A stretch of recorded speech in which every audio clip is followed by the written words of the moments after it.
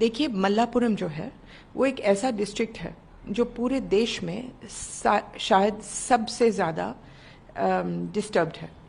जो रोज़ के रोज़ एक ना एक कांड मल्लापुरम से निकलता है।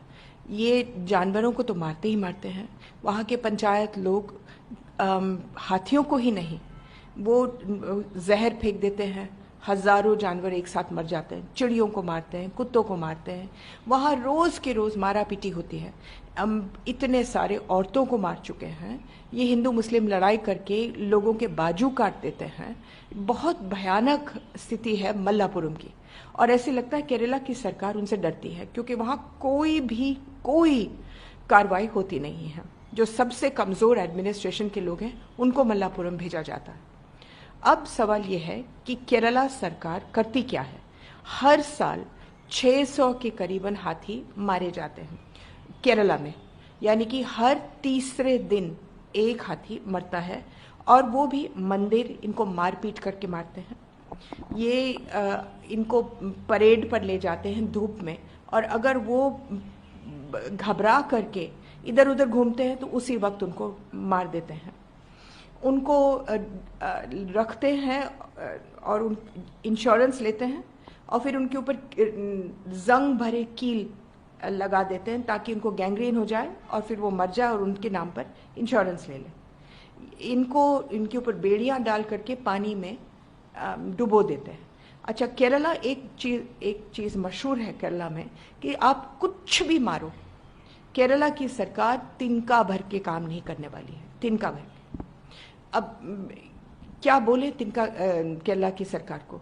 जो यूजलेस फॉरेस्ट सेक्रेटरी है आशा टॉमस, जो यूजलेस सुरेंद्रन है चीफ वाइल्ड लाइफ वार्डन, जो यूजलेस मंत्री है राजू, इनसे क्या बोल बोल करके हम लोग पागल हो गए। ये पहला तो नहीं हुआ है। 3 दिन पहले, 5 दिन पहले एक और हाथी मरते जा रहे हैं। अब इस वक्त जब मैं बोल रही हूँ, 1 महीने से मैं इनके पीछे पड़ी हूँ कि त्रिचूर में एक मंदिर में एक हाथी है जिसके चारों टांगों को इस तरीके से बांधे गए हैं कि चारों पैर इतने फूले हुए हैं। वो दिन रात रोता है, दिन रात। और क्या करते हैं, जब भी रोता है छड़ी के साथ मारते हैं, और अंधा हो गया है रो रो करके। अब मैं कह रही हूँ उसको उठा लो, रेस्क्यू सेंटर में डाल दो, लेकिन नहीं। वो जब भी जाते हैं तो कहते हैं हमारे पास फुर्सत नहीं, कल आएंगे, परसों आएंगे। 1 महीना गुजर गया। वो अगर 1 हफ्ते में नहीं मरा तो मैं अपना नाम बदल दूंगी। और फिर वो कहेंगे कोई फर्क नहीं पड़ता। मैम, आपको लगता है कि जो फॉरेस्ट ऑफिसर्स हैं उनके खिलाफ एक्शन होना चाहिए, और जो मंत्री हैं उनको भी जो है। मैं कह रही हूँ ये जो सारे फॉरेस्ट ऑफिसर्स हैं जिनके नाम मैंने निकाले, उन सबको निकाल दिया जाए। हजारों लोगों ने आज उनको चिट्ठी लिखी, उन्होंने सबको इरेज कर दिया अपने कंप्यूटर से। पूरे देश में से लोग भेज रहे हैं कि भाई कुछ तो करो। नहीं, उन्होंने कुछ करना नहीं, क्योंकि उनका तो क्या बोलते हैं, रोज का काम है। रोज हाथी मरता है और रोज क्राइम से मरता है। आपको मालूम है पिछले 20 साल में एक भी हाथी नेचुरल तरीके से मरा नहीं। सबके सब यही मौत मरे। मैम, अभी क्या एक्शन हमको होना चाहिए? देखिए, केरला की सरकार से कुछ भी मांगना बेवकूफ़ी है। इन्होंने ना सुनना है, चुप रहना है।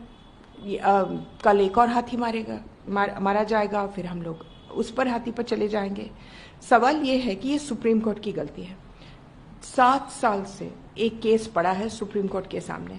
सारे देश के एनजीओ ने मिल करके विनती की है सुप्रीम कोर्ट से कि आप ये केस सुन करके, हम चाहते हैं कि हर मंदिर से हाथी निकाले जाए, हर प्राइवेट ओनरशिप से हाथी निकाला जाए। 20,000 से भी कम हाथी रह गए, खाली 800 मेल्स रह गए। अब 800 मेल्स का मतलब है कि थोड़े दिनों के बाद ये प्रजाति खत्म हो जाएगी, शेर की तरह। तो सुप्रीम कोर्ट को रूलिंग देना चाहिए था कि ये अब शेड्यूल 1 का एनिमल है।